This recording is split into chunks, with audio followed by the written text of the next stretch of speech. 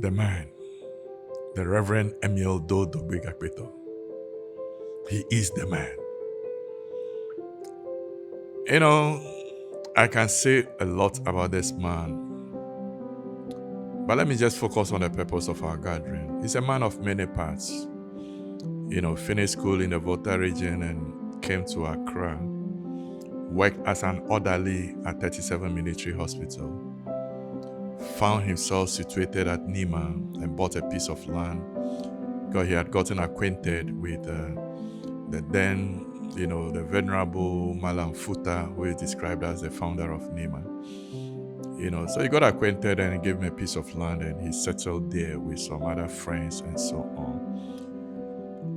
Then he had a restaurant downtown in Accra and also a bush shop in the then Swan Mill building, which is opposite Kingsway. I'm not sure what is there now. So one day he left home in Nima on his way to work at the Swan Mill building, and when he got to the roadside, he saw a lot of parents with children. A lot of children with their parents, let me put it that way, coming from the direction of the Roman Catholic school, which was then the only school in Nima. And at that time, Roman Catholic school in Nima had only up to class 3. So as they were coming by, he asked what's happening. And they said, well, the parents said they went looking for admission for their kids, but it was full and they couldn't get admission. So he wondered, so what are these children going to do? Just stay at home and become delinquents roaming the streets of Nima? That's when he got the impulse to start a school. So with his home and his neighbor also gave him a space, Mr. Kwashi. He started a school in his home, and Mr. Kwashi gave him a space in his residence where he started a school. That was on 12 February 1955. He started with the first group of students. Today, 70 years down the line, we have a great school. A school that has raised many people, many leaders. A school for which reason I'm always proud and excited to say I'm a proud product of Nima, the Mount Zion 1955 school. Now we call it Mount Zion Basic School. My name is Nicholas Abaji, the head teacher of Mount Zion Basic School. 70 years down, we have more than 800 students. In fact, this school has impacted a lot. At the age of 6, I was born in this house. Formerly, this house was both residential and then a school. So one day, the founder found out that I wasn't going to school. So he was the one who enrolled me into the preschool. And I'm very grateful to him. I'm very grateful to him. In fact, during our time, although the population was not all that high, we were all disciplined and then academically good. Yes. I remember during the 82-83 season, there was revolution. By then. The country was unstable. Things were very difficult. But the founder was able to run this school without collecting any money from any fee from any learner. And he ran the school successfully. In fact, looking at the community in which we are, we've imparted a lot into the community. I quite remember during the COVID time, we were able to give some items to parents because during that time, it was very difficult for parents to get something. Even we organized classes for the kids free of charge. And also, every 12th February, we organize a cleanup in the school and also in the community.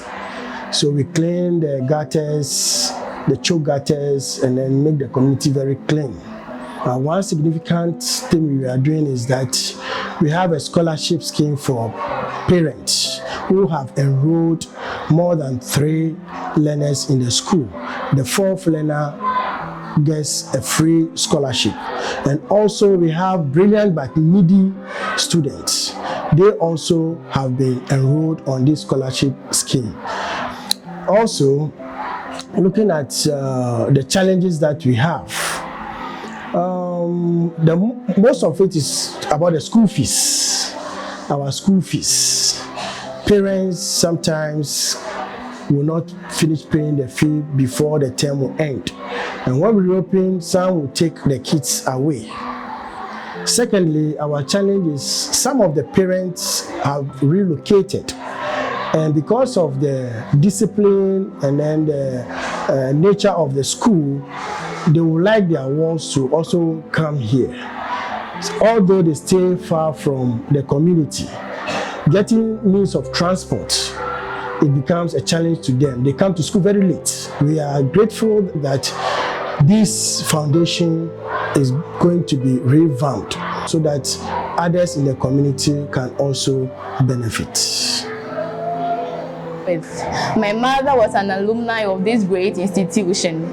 She therefore decided to bring her ward back to her alma mater to receive the same holistic education and training that she received in her time. I personally chose Mount Zion due to its outstanding academic reputation and impressive high school placement. Ever since I began my journey here in Mount Zion, I have gained outstanding leadership qualities due to my experience as the head girl. I had to go through difficult stages of vetting and a rigorous election to gain my title. Serving as the head girl has taught me that leadership is not only about giving others, but also listening to the opinions and views that others have to offer. I came to Mount Zion Basic School because I heard that the teachers in Mount Zion are incredibly dedicated. My science teacher often stays in the school to help students with complex problems in integrated science, and this exemplifies the dedication of the school and the teachers towards the learners.